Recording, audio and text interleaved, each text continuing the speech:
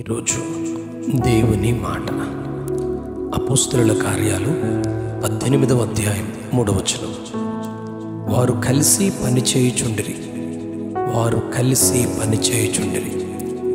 వారు వృత్తికి డేరాలు కొట్టువారు. పౌలు అదే వృత్తి గలవాడు గనుక వారితో కాపురముండెను. వారు కలిసి పనిచేయుచుండిరి. అపోస్తలుడైన పౌలు దమస్కు గేటు దగ్గర దేవుని వెలుగును దర్శించిన తరువాత తన కన్నుల నుండి పొరలు రాలి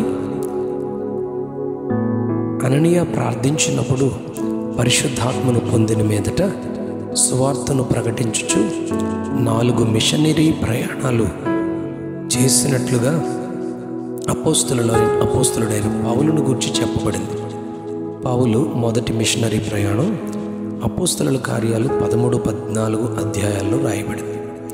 రెండవ మిషనరీ ప్రయాణం అపోస్తలుల కార్యాలు 16వ అధ్యాయం 23వ వచనం నుంచి 20వ అధ్యాయం 38వ వచనం వరకు రాయబడింది.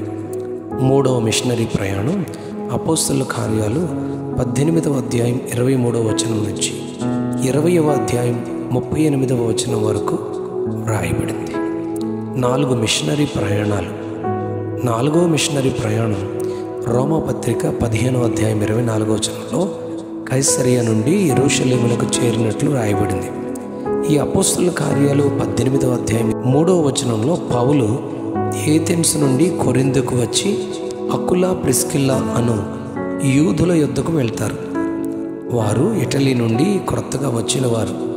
వీరు డేరాలు కొట్టు వృత్తి గలవారు. పౌలు కూడా అదే వృత్తి గలవాడు గనుక వారితో కూడా కాపురం ఉండెను. వారు కలిసి పనిచేయుచుండిరి. పౌలు విశ్రాంతి దినమున సమాజ మందిరంలో తర్కించుచు యూదులను గ్రీసు దేశస్థులను ఒప్పించుచుండెనని పౌలు పరిచర్యను గురించి ఇక్కడ చెప్పబడింది. మనము కలిసి దేవుని పని చేయాలి. దేవుని పని చేయాలి గనక మనం కలిసిమెలిసి ఉండాలి. విరోధాలు ఉండకూడదు. సమస్యలు కొని తెచ్చుకోకూడదు. మనం సువార్త భారాన్ని కలిగి ఉండాలి. పాదములకు సమాధాన సువార్త వలననైనా సిద్ధ మనస్సును చోడు కలిగి ఉండాలి అని ఎఫెసీ పత్రిక 6వ అధ్యాయం 15వ వచనంలో రాయబడింది. ఈ రెండవ మిషనరీ ప్రయాణంలోనే పౌలు 17వ అధ్యాయం 22వ వచనంలో ఏథెన్స్ వారి యొద్దకు వెళ్ళి వారి అతి దేవతా భక్తిని చూచి అక్కడ కట్టబడిన ఒక బలిపీఠమును చూచి దానిపై తెలియబడని దేవునికి అని దానిపై వ్రాయబడడం చూసి ఆ దేవుడు నాకు కనిపించాడు, ఆయనే తనతో నీవు హింసించుచున్న యేసును అని తనతో పలుకబడిన స్వరాన్ని గూర్చి సాక్ష్యమిచ్చి సువార్త ప్రకటించి అక్కడ దేవుని గూర్చి ఆయన నామాన్ని ప్రజలందరికీ తెలియచేస్తాడు. మనము కలిసి ఉండకపోతే దేవుని సువార్తను ప్రకటించలేం. కలిసి ఉండలేకపోతే సాక్షులుగా ఉండలేం. కుటుంబాలు అనగా భార్యాభర్తలు కలిసి ఉండాలి. తల్లిదండ్రులు పిల్లలు కలిసి ఉండాలి. సహోదరులు సహోదరులు కలిసి ఉండాలి. సేవకులు కలిసి ఉండాలి. సంఘములు కలిసి ఉండాలి. ఈనాడు సంఘాలు కలిసి ఉండకపోవడానికి సేవకులు కలిసి ఉండకపోవడానికి ఒక కారణం ఏమిటి అంటే విశ్వాసులు సంఘాలను సేవకులను మార్చివేస్తూ సేవకులను విడిచిపెట్టి సంఘాలు మారిపోతున్నారు. అలా కాదు. సేవకులు సంఘాలు ఏకభావంతో కలిసి ఉండాలి. కలిసి పనిచేయాలి. దానికి గల కారణం నశించు ఆత్మలు, నరకాగ్నికి ఆహుతి అయిపోతున్న కుటుంబాలు, ఆత్మహత్యలకు కారణమవుతున్న విరోధాలు, విడిపోవడాలు యేసు నామములో ఆగిపోవాలి. ఆదికాండం 36వ అధ్యాయం 7వ వచనంలో యాషావు యాకోబులు కలిసి నివసించలేకపోవడానికి కారణం వారి విస్తారమైన ఆస్తి అని రాయబడింది. ఆదికాండం 43వ అధ్యాయం 32వ వచనంలో వారి కలిసి భోజనం చేయరు అని చెప్పబడింది. దానికి గల కారణం వారి జాతి, కులం అని అక్కడ రాయబడింది. ఈనాడు కుల విభజన, ఐక్యత లేకుండా కలిసి ఉండకుండా వివక్షత తీసుకుని వస్తోంది.